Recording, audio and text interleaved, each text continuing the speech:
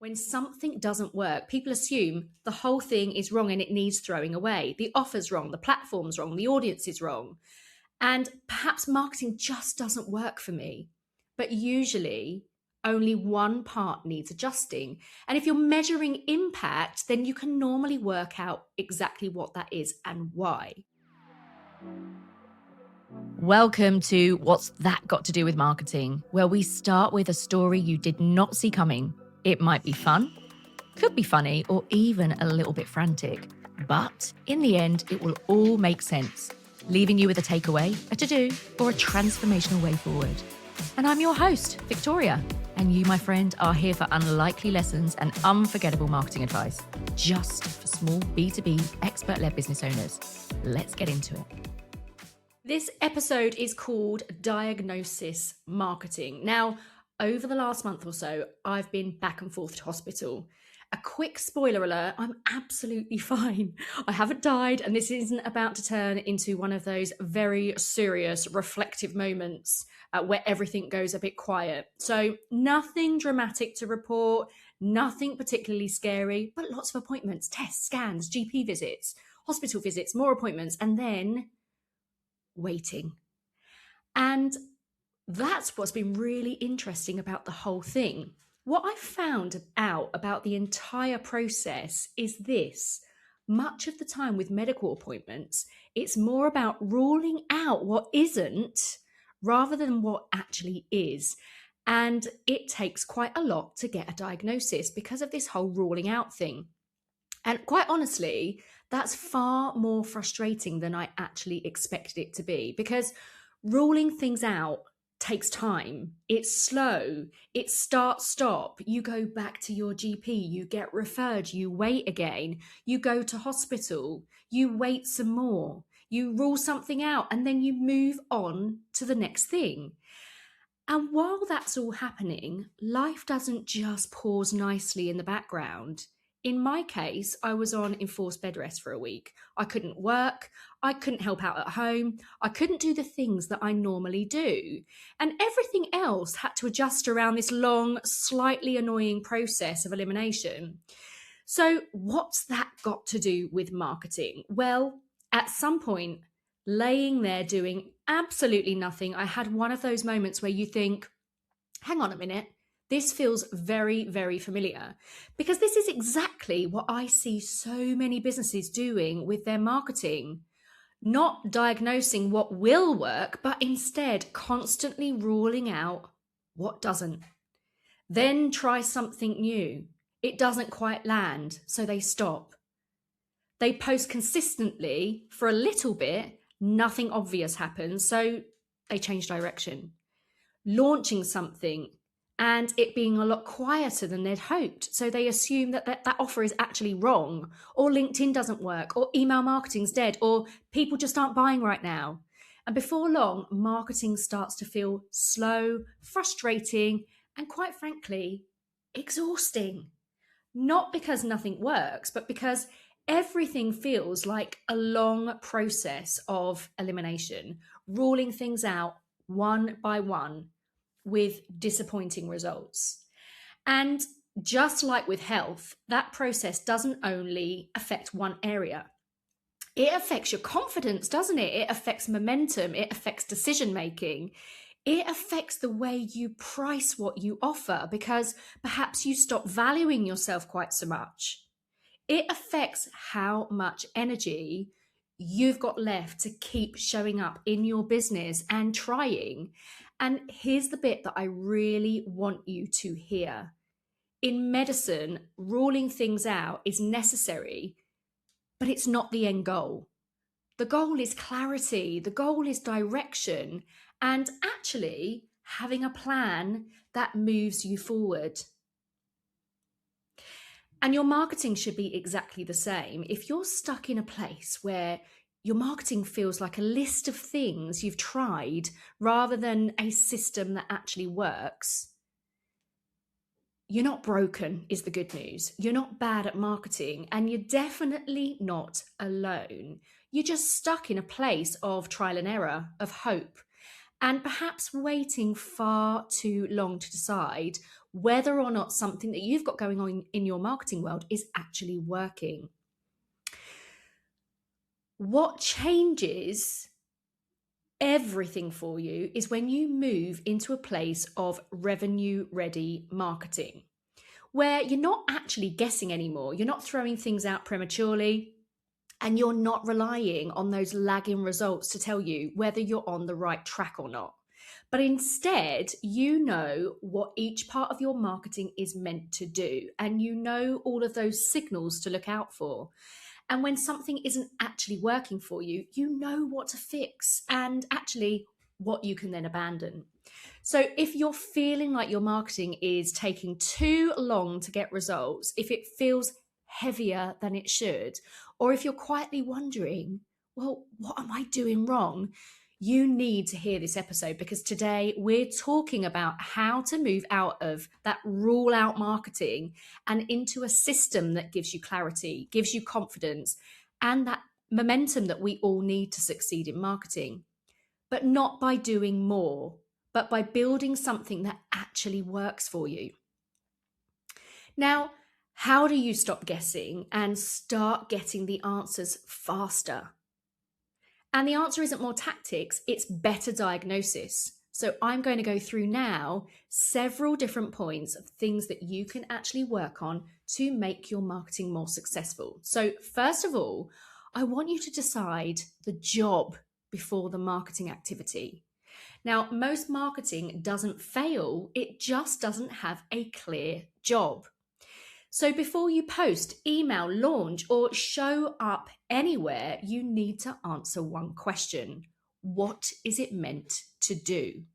Not vaguely, not things like it needs to raise awareness or we'll put it out there and see what happens, but specifically, is this meant to start a conversation? Is it warming people up? Is it there to create urgency? Is it to convert them now? Or is it to support them in some other way? Now, if you decide what that job is first, you can then diagnose what's going to work or whether it's working for you. But if you don't decide that job first, you can't diagnose whether it's working because you have not set up anything for you to measure. You just rule it out when you get bored or when perhaps you get impatient, which I see so much. But here's the thing, you can't fix what you never defined. And by working on what your marketing needs to achieve first, you'll be able to choose the right approach. Now, I was in my LinkedIn feed just recently, scrolling on through whilst on my bed rest, and I have to say, I was seeing an absolute pile of shite. In most instances, it's a case of, I just need to get something out there. But if there is no reason or job behind that actual piece of content, it's not going to pull its weight. And ultimately, it's going to be disappointing and it's not going to serve a purpose for you. That's the first thing to do. Create a job for your marketing before you just put things out there and hope for the best. Secondly, once your marketing's actually out there, I want you to look for the signals, not just sales. I'll say that again. Look for the signals that your marketing is working, not just the sales. This is where you start really to remove any pressure on you, because sales are a great indicator of success. However, if you're using sales as an indicator of something not working, then it's going to give you an inaccurate picture, because sales are actually a lagging indicator.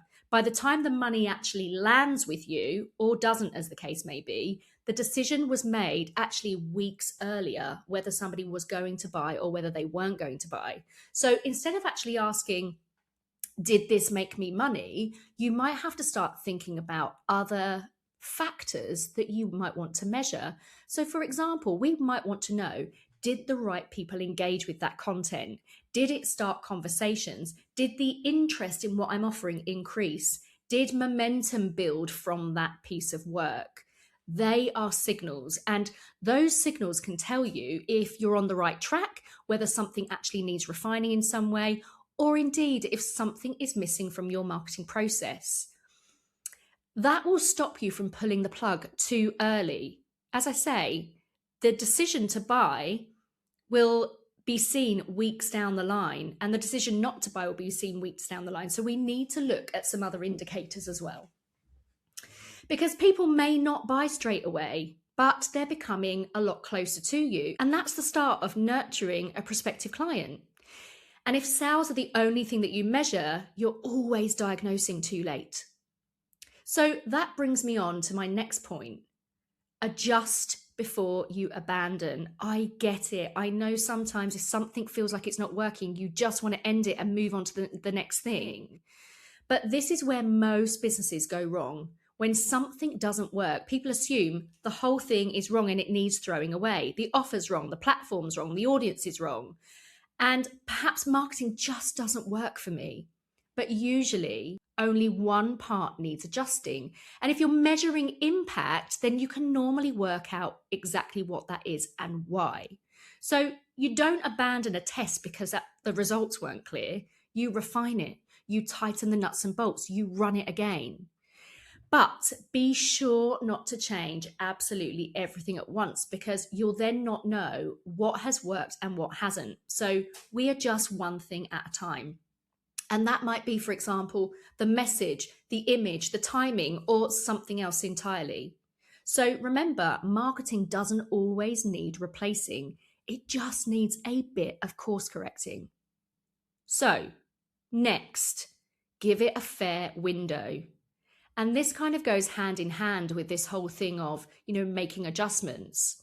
If you give some decent time to your testing, to your marketing activity, that will bring you more calm. Ruling things out does feel quicker, but it's actually slower because every reset is putting you back to zero again. And the truth is, marketing needs consistency, it needs that repetition, and it needs time for patterns to actually emerge for you.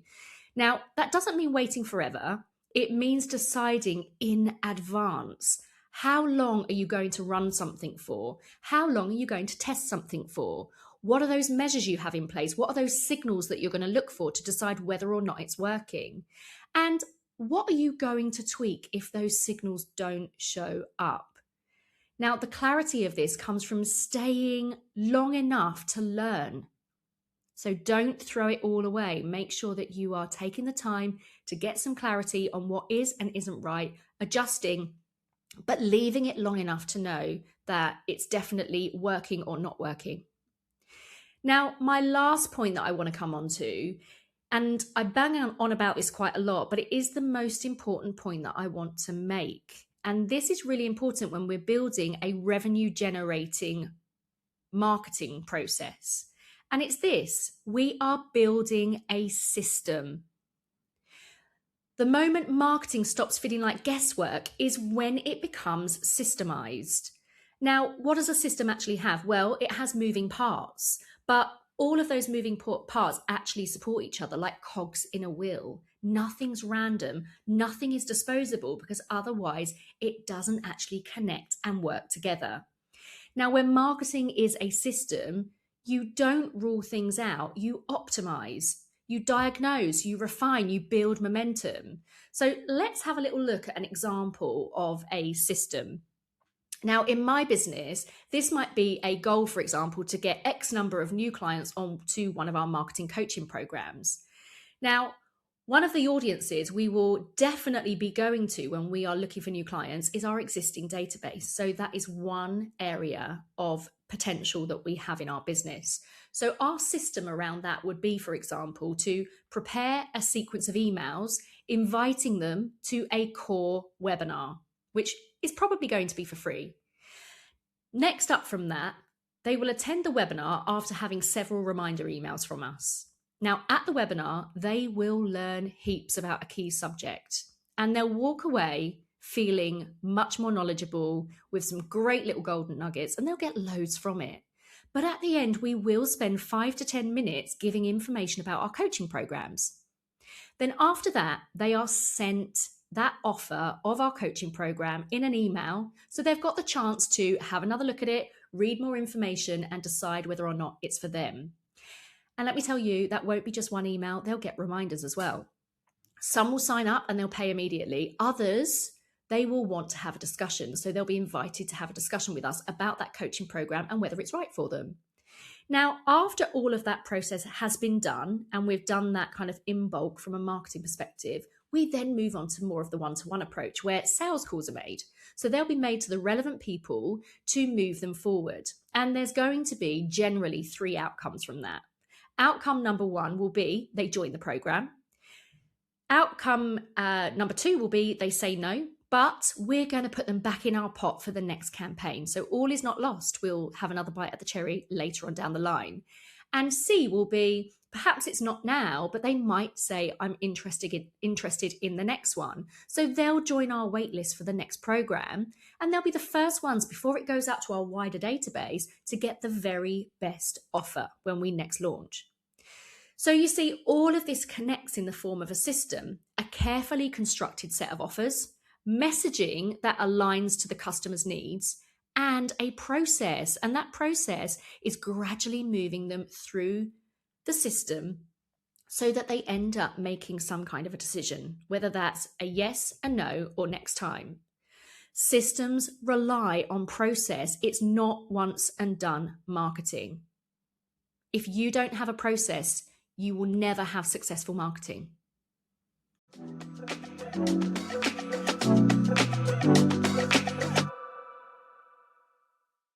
We're now in the marketing karaoke segment, and the song I would like to anchor this episode to is this, Fix You by Coldplay. Now, just listen to the lyrics. I'm only going to read them. I'm not going to sing them to you, and you might resonate with them. When you try your best, but you don't succeed. When you get what you want, but not what you need. When you feel so tired, but you can't sleep, stuck in reverse. Does that sound familiar? Now, if you're anything but happy with your marketing results, they need diagnosing and they need fixing, not waiting to see what happens, not wasting your time, not wasting your energy, not wasting your sanity. It has to be fixed.